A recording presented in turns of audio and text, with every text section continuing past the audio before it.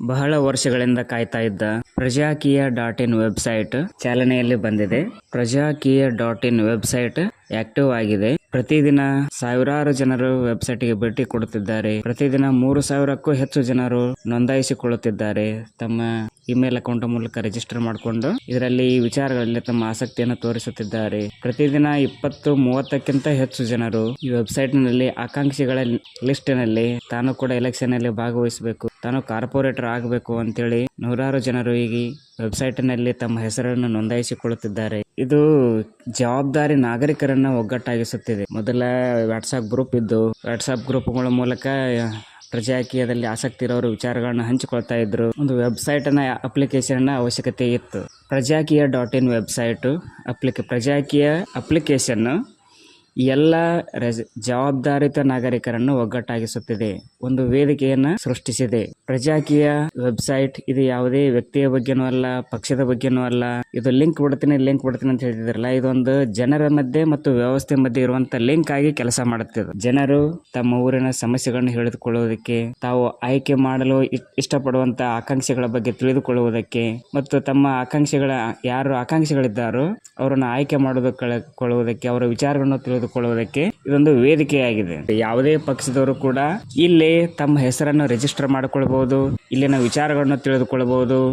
ಈ ವಿಚಾರಗಳು ಇಷ್ಟ ಆದ್ರೆ ಇದರಲ್ಲಿ ಆಕಾಂಕ್ಷಿಯಾಗಿ ಅರ್ಜಿ ಸಲ್ಲಿಸಬಹುದು. ಬೇರೆ ಪಕ್ಷದವರು ಕೂಡ ಆಕಾಂಕ್ಷಿಯಾಗಿ ಅರ್ಜಿ ಸಲ್ಲಿಸಬಹುದು. ಬಟ್ ಅಲ್ಲಿ ವಿಚಾರ ಇಲ್ಲಿ ನಡೆಯುವುದಿಲ್ಲ.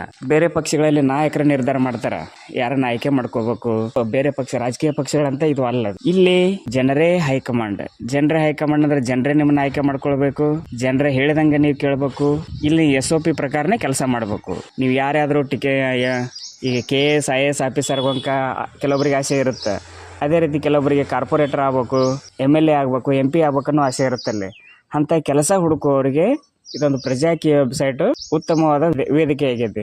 ಬೇರೆ ಪಕ್ಷದವರು ನಮ್ಗೆ ಅಷ್ಟು ಜನ ಬೆಂಬಲ ಐತಿ, ಇಷ್ಟು ಜನ ಬೆಂಬಲ ಐತಿ ಅಂತ ಹೇಳ್ಕೊಂತಿರ್ತಾರಲ್ಲ, ಬಂದು ಒಂದ್ಸಲ ಚೆಕ್ ಮಾಡ್ರಿ ಎಷ್ಟು ಜನ ಬೆಂಬಲ ಐತಿ, ಎಷ್ಟು ಜನರು ನಿಮಗೆ ಯಾವುದೇ ಪಕ್ಷದ ಹೆಸರಿಲ್ಲಾರ್ದೆ ನಿಮಗೆ ಒಬ್ಬರಿಗೆ ಎಷ್ಟು ಜನರು ಓಟ್ ಕೊಡ್ತಾರಂತೆ ಒಂದ್ಸಲ ಬಂದು ಚೆಕ್ ಮಾಡ್ಕೋರಿ. ಇಲ್ಲಿ ಆಕಾಂಕ್ಷಿಯಾಗಿ ಅರ್ಜಿ ಸಲ್ಲಿಸಿ ಎಷ್ಟು ಜನರು ಬೆಂಬಲ ಕೊಡ್ತಾರನ್ನೋ ಚೆಕ್ ಮಾಡ್ಕೊಳ್ಬೇಕಾದ್ರೆ ನೀವು ಇಲ್ಲಿ.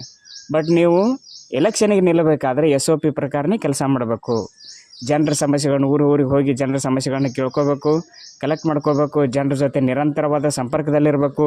ಅವ್ರ ಸಮಸ್ಯೆಗಳನ್ನು ಕೇಳಿ ಪರಿಹರಿಸಬೇಕು. SOP ಪ್ರಕಾರ ಕೆಲಸ ಮಾಡೋರು ಮಾತ್ರ ಪ್ರಜಾಕೀಯ ಅಭ್ಯರ್ಥಿಯಾಗಿ, ನಿಜವಾದ ಪ್ರಜಾಕೀಯ ಅಭ್ಯರ್ಥಿಯಾಗಿ, ನಿಜವಾದ ಪ್ರಜಾಪ್ರಭುತ್ವದ ಅಭ್ಯರ್ಥಿಯಾಗಿ ಕೆಲಸ ಮಾಡೋದಕ್ಕೆ ಸಾಧ್ಯ ಆಗೈತಿ. ಯಾರಿಗೆ ಆಸಕ್ತಿ ಐತಿ ಈ ಪ್ರಜಾಕೀಯ ವೆಬ್ಸೈಟ್ಗೆ ಭೇಟಿ ಕೊಡಿ, ನಿಮ್ಮ ಹೆಸರನ್ನು ನೋಂದಾಯಿಸ್ಕೊಡ್ರಿ. ನೀವು ಕೂಡ ಕೆಲಸ ಪಡೆಯೋದಕ್ಕೆ ಇಷ್ಟ ಇದ್ದರೆ MLA ಕೆಲಸ, MP ಕೆಲಸ, ಕಾರ್ಪೊರೇಟರ್ ಕೆಲಸ, ಗ್ರಾಮ ಪಂಚಾಯತ್ ಸದಸ್ಯನಾಗೋ ಕೆಲಸ, ನಿಮ್ಮ ಕೆಲಸ ಪಡೆಯೋ ಆಸಕ್ತಿ ಇದ್ದರೆ ನೀವು ಬರ್ರಿ, ನಿಮ್ಮ ಹೆಸರು ನೋಂದಾಯಿಸ್ಕೊಂಡು ನೀವು ಕೂಡ ನಿಮ್ಮ ವಿಚಾರಗಳನ್ನು ಹಂಚಿಕೊಡ್ರಿ. ಫೇಸ್ಬುಕ್ ಲೈವ್ ಬರ್ರಿ, ಎಲ್ಲ ಇನ್ಸ್ಟಾಗ್ರಾಮ್, ಸೋಷಿಯಲ್ ಮೀಡಿಯಾ ಯೂಸ್ ಮಾಡಿ ಜನರ ಜೊತೆ ಸಂಪರ್ಕ ಮಾಡ್ರಿ. ಇದೊಂದು ಜನರ ಮತ್ತು ಸರ್ಕಾರದ ನಡೆ ಇರುವಂತ ವೆಬ್ಸೈಟ್ ಆಗಿ, ಅಪ್ಲಿಕೇಶನ್ ಆಗಿ, ಕೊಂಡಿಯಾಗಿ ಕೆಲಸ ಮಾಡ್ತೀವಿ. ಈ ಲಿಂಕ್ ವೆಬ್ಸೈಟ್ ಲಿಂಕ್ ಅಲ್ಲಿದು ಜನರ ಮತ್ತು ವ್ಯವಸ್ಥೆ ನಡೆಯಿರುವಂತ ಲಿಂಕ್ ಆಗಿ ಕೆಲಸ ಮಾಡುತ್ತಾ. ಈ ವೆಬ್ಸೈಟ್ ಅನ್ನು ಬಳಸಿಕೊಂಡು ನಾವು ಜವಾಬ್ದಾರಿಯುತ ನಾಗರಿಕರಾಗೋಣ, ಜವಾಬ್ದಾರಿಯುತ ಪ್ರಜೆಗಳಾಗೋಣ, ನಮ್ಮ ಊರಿನ ಸುಧಾರಣೆಯನ್ನು ಮಾಡಿಕೊಳ್ಳೋಣ. ನಮ್ಮ ಊರಿನ ಸುಧಾರಣೆ ನಮ್ಮ ಕೈಯಲ್ಲಿದೆ, ನಮ್ಮ ತಾಲೂಕಿನ ಸುಧಾರಣೆ ನಮ್ಮ ಕೈಯಲ್ಲಿದೆ, ನಮ್ಮ ದೇಶದ ಸುಧಾರಣೆ ನಮ್ಮ ಕೈಯಲ್ಲಿದೆ. ಈ ಪ್ರಜಾಕೀಯ ಇದೊಂದು ಮುನ್ನಡೆ ಬರದೈತಿಲ್ಲ. ಆಕ್ಚುಲಿ ಈ ವೆಬ್ಸೈಟ್ ಸರ್ಕಾರದಿಂದ ಜಾರಿಗೆ ಬರಬೇಕಾಗಿತ್ತು, ಸರ್ಕಾರ ಅದನ್ನ ಜಾರಿಗೆ ತರಕ್ಕಾಗಿಲ್ಲ. ಆದ್ರೆ ಉಪೇಂದ್ರ ಸರ್ ಒಂದು ಮುನ್ನುಡಿ ಬರೆದಾರಲ್ಲ, ಸರ್ಕಾರಿ ವ್ಯವಸ್ಥೆ ಈ ರೀತಿ ಕೆಲಸ ಮಾಡಬೇಕು, ಈ ರೀತಿ ಜನರನ್ನ ಅಭಿಪ್ರಾಯ ತಗೊಂಡು ಕೆಲಸ ಮಾಡಬೇಕು, ಜನರ ಸಮಸ್ಯೆಗಳನ್ನು ಕೇಳೋದಕ್ಕೆ ಒಂದು ವೇದಿಕೆ ಇರಬೇಕು. ನಮ್ದು ಯಾವುದೇ ಸಮಸ್ಯೆ ಬಂತಂದ್ರೆ ನಾಯಕರಿಂದ ಅಡ್ಡಾಡೋದು ಬೇಡ, ಸರ್ಕಾರಿ ಕಚೇರಿಗಳನ್ನ ಅಡ್ಡಾಡೋದು ಬೇಡ, ಯಾವುದೋ ಪಕ್ಷಗಳನ್ನ ಹಿಡ್ಕೊಂಡು ಕೆಲಸ ಮಾಡಿಸ್ಕೊಳ್ಳೋದು ಬೇಡ. ನಮ್ಮ ಕೈಯಲ್ಲಿ ಮೊಬೈಲ್ ಐತಿ. ಈಗಿನ ತಂತ್ರಜ್ಞಾನ ಬಳಸಿಕೊಂಡು ಒಂದು ಬಟನ್ ಹೊಡೆದ್ರೆ ಸಾಕಲ್ಲೇ ನಾಯಕರಿಗೆ ನಮ್ಮ ಸಮಸ್ಯೆ ಮುಟ್ಟುವಂಗಿರ್ಬೇಕಲ್ಲೇ. ನಾಯಕರಂತಲ್ಲ, ಕೆಲಸಗಾರರಿಗೆ ನಮ್ಮ ಸಮಸ್ಯೆ ಗೊತ್ತಾಗಬೇಕು. ನಮ್ಮ ಹೆಚ್ಚು ಜನರು ಸಮಸ್ಯೆಗಳನ್ನ ಹೇಳ್ಕೊಂಡಾಗ ನಿಜವಾಗ್ಲೂ ಊರಿನ ಸಮಸ್ಯೆ ಐತಿ ಅನ್ನೋ ಜನಪ್ರತಿನಿಧಿಗಳು ಬಂದು ಬಗೆಹರಿಸಬೇಕಿಲ್ಲ ಅದನ್ನಲ್ಲಿ. ಈ ರೀತಿ ಜನರ ನಡುವೆ, ವ್ಯವಸ್ಥೆಯ ನಡುವೆ ಇರುವಂತಹ ಕೊಂಡಿಯಾಗಿ ಈ ವೆಬ್ಸೈಟ್ ಅಪ್ಲಿಕೇಶನ್ ಕೆಲಸ ಮಾಡುತ್ತದೆ. ವಿಚಾರವಂತರು ಈ ವೆಬ್ಸೈಟ್ಗೆ ಭೇಟಿ ಕೊಡ್ರಿ, ನಿಮ್ಮ ಹೆಸರನ್ನು ನೋಂದಾಯಿಸಿಕೊಡ್ರಿ.